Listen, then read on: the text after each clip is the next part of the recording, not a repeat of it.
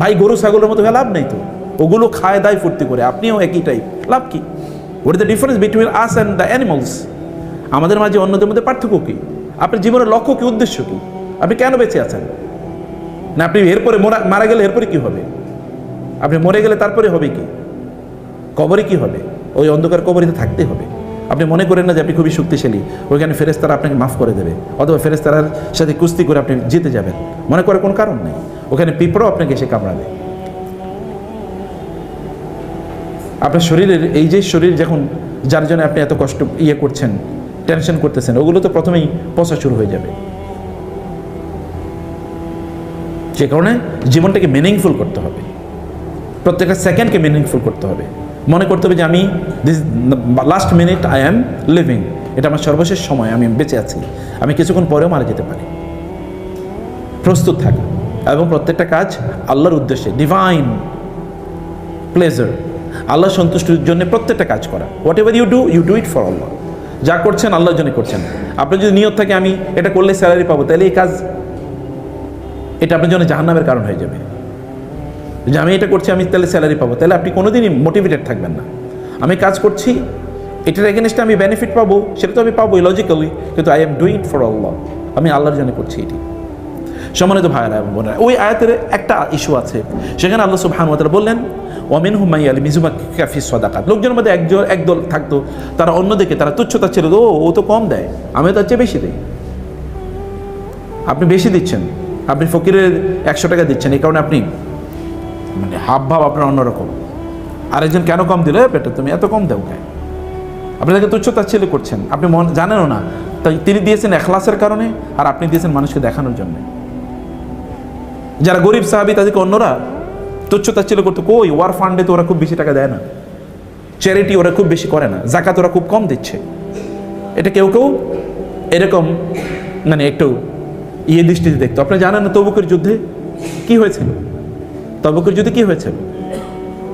আবু বকর রাদিয়াল্লাহু তাআলা কি নিয়ে এসেছে? কয়টা পাতিলই তো নিয়ে এসেছে, আর কিছু না। আর ওমর রাদিয়াল্লাহু কি করেছেন? তার সম্পদের অর্ধেক দিয়ে দিয়েছেন। তারপর রাসূল সাল্লাল্লাহু আলাইহি ওয়াসাল্লাম কি বলেছেন? রাসূল সাল্লাল্লাহু আলাইহি ওয়াসাল্লাম বলেছেন কি, আবু বকর আপনি বাসায় কি রেখে আসছেন? বলে আমি আল্লাহ রাসূল ছাড়া কিছুই রেখে আসিনি, সব নিয়ে এসেছি। ওমর রাদিয়াল্লাহু বললেন মা সাবাকতু আবু বকর আবাদান, আমি আর আবু বকরের জীবনে কোনোদিন পরাজিত করার চিন্তা করবো না। রাসূল সাল্লাল্লাহু আলাইহি ওয়াসাল্লাম তার ইন্তেকালের আগে বলেছিলেন সকলের আমার প্রতি, ইসলামের প্রতি যত অবদান আছে সব কিছু আমি পরিশোধ করতে পেরেছি, কিন্তু একজনেরটা আমি পরিশোধ করতে পারি নাই, এবং সেটা আল্লাহ করবেন। তিনি হচ্ছেন আবু বকর রাদিয়াল্লাহু তাআলা। এটা কেবল হার্ট দিয়ে, এটা কেবলমাত্র হার্ট দিয়ে, হার্ট অন্তর দিয়ে। অন্তরের ইবাদত সবচেয়ে বড় ইবাদত, জানেন তো আপনারা? শরীরের ইবাদতের চেয়ে অন্তরের ইবাদত কি সবচেয়ে বড় ইবাদত? আপনি কি হাদিসটা শুনছেন জীবনে কোনোদিন? ইন্নামাল আমালু বিন্নিয়াত শুনছেন কোনোদিন? মানে কি ইন্নামাল আমালু বিন্নিয়াত মানে কি? হ্যাঁ, নিয়তের উপর ভিত্তি করে মানুষ তাদের আমলের সওয়াব পাবে। নিয়ত কি? নিয়ত আপনি এখানে কাজ করলে ইবাদত হবে, মসজিদে নামাজ পড়লে ইবাদত হবে, নট নেসেসারিলি। ফাওয়াইলুল লিল মুসাল্লিন, নামাজ পড়লো ধ্বংস, নামাজ পড়লো ধ্বংস। এবং আল্লাহ সুবহানাহু ওয়া তাআলা বলেছেন যে ওই ইয়া আইয়ুহাল্লাযিনা লা তুবতিলু সাদাকাতিকুম বিল মান্নি ওয়াল আযা কাল্লাযী ইউনফিকু মালাহু রিয়াআন নাস। হে লোকেরা, তোমরা দান সাদাকা করলে এগুলো ধ্বংস হয়ে যেতে পারে, তোমাদের দান সাদাকাগুলো তোমরা ধ্বংস করে দিও না, এটা তোমাদের জন্য জাহান্নামের কারণ হতে পারে। প্রিয় ভাইরা, ইখলাস, অন্তর দিয়ে ইবাদত করা, অন্তরের ইবাদত শ্রেষ্ঠতম ইবাদত। আল্লাহ তাআলা আপনার অন্তরের দিকে তাকান, আপনার চেহারার দিকে তাকান না। আপনার চেহারা নিশ্চয়ই প্রিন্সেস বা প্রিন্সের মতো না, হইলেও তাতে কি যায়? কত প্রিন্স কবরের মধ্যে শুয়ে আছে, পৃথিবী জুড়ে কত প্রিন্স অ্যান্ড প্রিন্সেস কবরে শুয়ে আছে। কত প্রিন্স এবং প্রিন্সেস এখন তাদের চেহারার দিকে তাকানো জানে, কারণ বুড়ো হয়ে গেছে। এগুলো কিছুই না। It doesn't matter in the weight of, in the judgment of Allah. It doesn't weigh anything in the way of, in the analysis of Allah, in the assessment of Allah. এবং এরপরে আল্লাহ সুবহানাহু ওয়া তাআলা ওই 8টা ক্যাটাগরির কথা উল্লেখ করেছেন, যারা জাকাত এর, যারা ডিজার্ভিং, যে সকল ব্যক্তিরা জাকাতের সম্পদ তারা গ্রহণ করতে পারবে। এই সকল ব্যক্তিদের আলোচনা করতে গিয়ে আল্লাহ সুবহানাহু ওয়া তাআলা বলেছেন আল আমিলিনা আলাইহা। কারা? আল আমিলিন, যারা জাকাতের কর্মী। প্রশ্ন হলো কারা জাকাতের কর্মী? জাকাতের কর্মী 1 নম্বর জাকাতের কর্মী আস-সাই ওয়াল জাবি, যারা জাকাত কালেকশনের জন্য কাজ করে।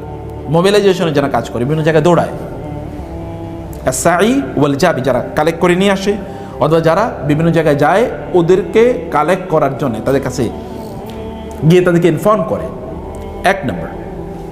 2 নম্বর হচ্ছে এমনকি যে সকল ব্যক্তিরা জাকাতের জন্য মানুষকে এডুকেট করে, জাকাতের জন্য মানুষকে দাওয়াত দেয়, জাকাতের কথা মানুষকে বলে যে ভাই আপনাদেরকে জাকাত দেওয়া লাগবে, জাকাত না দিলে এই প্রবলেম, এই সকল ব্যক্তিরও জাকাত কর্মী। কিন্তু প্রশ্ন হলো যে তাহলে কি সকল মাওলানা সাহেবরা তো জাকাতের কথা বলে, তারা কি সব জাকাত কর্মী নাকি? যারা জাকাতের সম্পদ খেতে পারবে? No, that is a different issue. জাকাতের অর্থ কারা তাদের নিজেদের জন্য ব্যয় করতে পারবে সেটা তো একটা আরেকটা আলোচনা। আমি বলছি আমেলিন কারা, এরা কিন্তু সাই যারা চেষ্টা করছে, যারা দায়ী জাকাতের দাওয়াত দিচ্ছে, যারা জাকাতের ক্যাম্পেইন করছে, জাকাতের অ্যাওয়ারনেস তৈরি করছে। যেমন সেক্রেটারি অফ জাকাত ম্যানেজমেন্টে দাওয়া ডিপার্টমেন্ট আছে না, আছে কি না? দাওয়া ডিপার্টমেন্টের কাজ কি? যেমন মানে জাকাতের ইয়ে করা, যেমন সেন্টার ফর জাকাত ম্যানেজ, আপনাদের যে প্রতিষ্ঠানের অধীনে আপনাদের ট্রেনিং হচ্ছে, এই প্রতিষ্ঠানের কাজ হচ্ছে আপনাদেরকে কি দক্ষ করে তোলা, ট্রেন আপ করা, আপনাদেরকে ট্রেন আপ করা। এই ট্রেন আপ তো এই জাকাত অর্গানাইজেশনের একটা অংশ, পার্ট। এটা আপনাকে সেভাবে এটা একটা ক্যাম্পেইনের একটা পার্ট। সো আপনাদের মনে রাখতে হবে যে জাকাতের মানে জাকাতের আমেল মানে হচ্ছে যারা জাকাতের কথা বলে। অথবা আপনি বসে বসে কেবলমাত্র লোকেরা আপনার কাছে টাকা নিতে আসবে আর আপনি তাদেরকে টাকা দিয়ে দেবেন, একেবারে মুখে সুপার গ্লু মাইখা রাখলেন।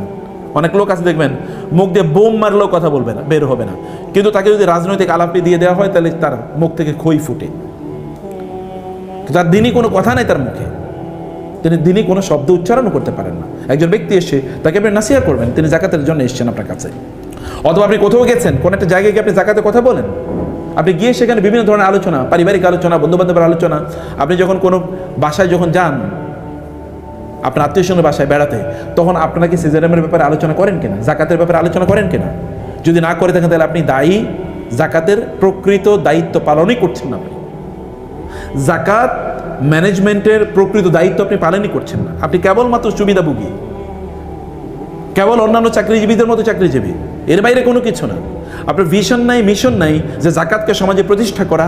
অথবা একটা লোকের যেমন আপনার বাসা, আপনি আত্মীয়র বাসায় গেলেন, তাকে বলবেন আমি জানো এমন একটা প্রতিষ্ঠানে চাকরি করি, সেখানে এই কাজ করি, তুমি কি জাকাত দাও? জাকাত দাও না কেন? তুমি জাকাত না দিতে এই হবে, এ কথা আপনাকে বলতে হবে। আদারওয়াইজ আপনি প্রপার দায়িত্ব পালন করলেন না, আপনি অ্যাওয়ারনেস ক্যাম্পেইন করলেন না, এবং আপনি সেন্টার ফর জাকাত ম্যানেজমেন্ট প্রতিও ফেইথফুল আপনি না, আপনি যথাযথভাবে এখানকার কর্মী হতেই পারেন নাই।